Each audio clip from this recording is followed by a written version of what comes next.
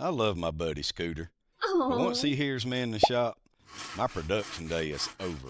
So today, we're building him the ultimate distraction, a custom Cedar peanut cache that he can open himself. What's up, everybody, and welcome back to the channel. I actually let him pick out the board for this project, but hey, if it doesn't work out, I'm officially blaming him. What? So after we indulge in a quick snack, we headed over to the miter saw to cut the dimensions for the box. The cedar fence picket is the move here. It smells amazing, it'll last forever outside, and Scooter seems to already approve of the grain pattern. First, we're mounting these small strips to the side panels. They're going to act as the frame for our screen later on. A little wood glue, and of course some brad nails to keep everything moving fast, because Scooter's already getting impatient for his peanuts. So he runs out and checks the project for square, and as soon as he's happy with it, we move on, and far be it from me to argue with a squirrel. So now we're assembling the main carcass of the box. The same deal here, glue and brad nails. Cedar can be very brittle, so the glue does the heavy lifting while the nails try to hold it in place while it dries. It starts looking like a VIP lounge pretty quick, and hopefully he will be happy with it. I attached the two sides that earlier I mounted the strips to, and I make sure everything's square and in line, and then I just drive my brad nails in here as well.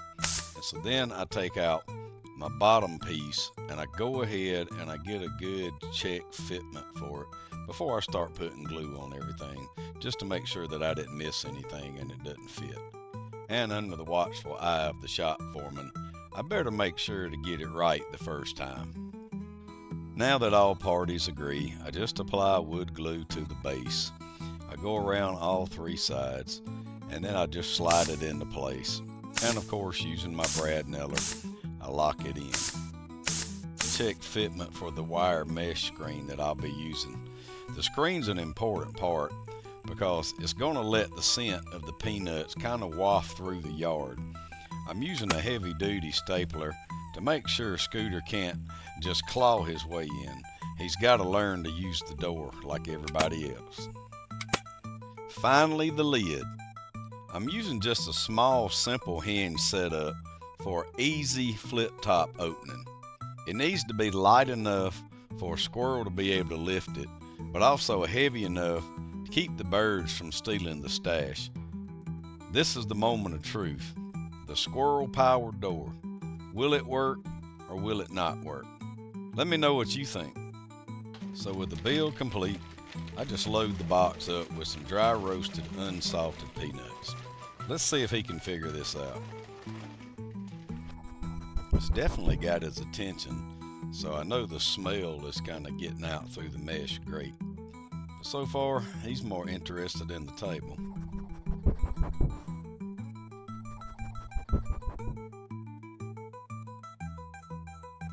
Come on, buddy. You're right on it. Yeah, I definitely think he's thinking about it. Maybe. He's out of here. Thank you so much for watching this video. Did Scooter ever open it? Stay tuned to find out. Please remember to like and subscribe on your way out, and I'll see you on the next one.